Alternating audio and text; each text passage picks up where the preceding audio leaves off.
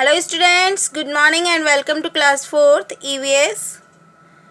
Today we start our new chapter, chapter 10, Journey of Food. Means जो खाना हम खाने बैठते हैं वो खाना बहुत सारी ट्रैवल करके आता है, बहुत बड़ी जर्नी करके आता है। वो कैसे? खाना कहाँ पे बनता है, शुरुआत कहाँ से होती है?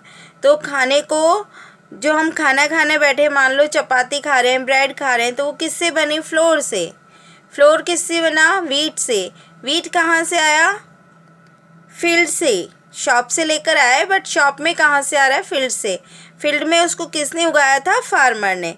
तो ये एक लंबी कहानी है कि फार्मर्स, जो हमारे देश में बहुत सारे लोग फार्मर्स हैं, खेती करते हैं, वो अपने फील्ड में क्रॉप्स उगाते हैं। तो वो क्रॉप्स कैसे उगाते हैं और कैसे वो हमारी प्लेट्स तक पहुंचती है, वही जर्नी ऑफ फूड के चैप्टर में हम रीडिंग करेंगे। सबसे पहले फार्मर्स अपने फील्ड की सॉइल को मैन्योर देते हैं, फर्टिलाइज़र देते हैं और उसको प्लोइंग करके मिनरल्स से रिच कर देते हैं। उसके बाद वो उसमें सीड डालते हैं। सीड कुछ दिनों बाद जर्मिनेट होते हैं। उसके बाद वो उसमें पानी भी डालते हैं, इरिगेट करते हैं पूरे फील्ड को। धीरे धीरे क्रॉप्स बड़ी होने लगती हैं। कुछ समय बाद में क्रॉप्स राइप हो जाती है, पक जाती है। पकने के बाद उनको हार्वेस्ट किया जाता है कटिंग करके, और फिर उसको थ्रेशर में से हस्क अलग और दाने अलग किए जाते हैं। इस तरह से दाने जब अलग हो गए तो उनको बड़े बड़े बैग्स में, सैक्स में भर के और मार्केट में ले जाया जाता है। वो मार्केट से फिर हमारे घरों तक पहुंचता है। तो इस तरह से फूड जर्नी करता है। वही चीज़ आज हम इस चैप्टर में पढ़ेंगे। Let's start our reading. What did you have for breakfast today? Was it puri और curry, bread and jam, idli and chutney और चपातीज एंड वेजिटेबल? मीन्स आज आपने ब्रेकफास्ट में इनमें से क्या खाया? Have you ever thought from where the food came to our plate? क्या तुमने कभी सोचा है ये खाना हमारे प्लेट तक कैसे पहुंचा? Food travel long and far before it finds its rightful places in your mother's kitchen. Farmers grow food crops for us. They grow different crop at different time of the year. The farmers first prepare the field. Farmer सबसे पहले field को prepare करते हैं, तैयार करते हैं। He plows the field and add manure and fertilizer. पहले वो खेत को प्लो करता है। देखो, बैल की हेल्प से वो खेत की जुताई कर रहा है। इसको प्लोइंग कहते हैं, प्लोइंग ऑफ द फील्ड। फिर उसमें वो मैन्योर और फर्टिलाइज़र ऐड करता है। Then he sow the seeds, फिर वो बीज डालता है। After a few days the seeds germinate and small plants appear. कुछ दिन बाद में वो सीड जर्मिनेट होते हैं, छोटे छोटे प्लांट्स हमें दिखाई देने लगते हैं। Crops need water to grow. अब इन पौधों को उगने के लिए, बढ़ने के लिए पानी की ज़रूरत होती है। Water is supplied to the field from wells and tubewells. फिर पानी उसको फार्मर देता है वेल से या ट्यूबवेल से। A farmer adds manure and fertiliser to the soil to make it rich in minerals. He protect the crops from insect and birds, animals by watching over them day and night and spraying pesticide and insecticide.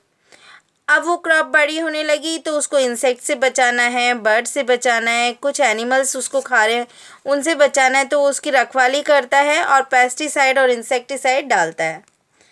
After some months when the crop are ripe they are harvested. जब वो crop पक जाती है तो वो उसको harvest करता है। देखो यहाँ पे वो कटिंग कर रहा है फसल की, इसको बोलते हैं हार्वेस्टिंग।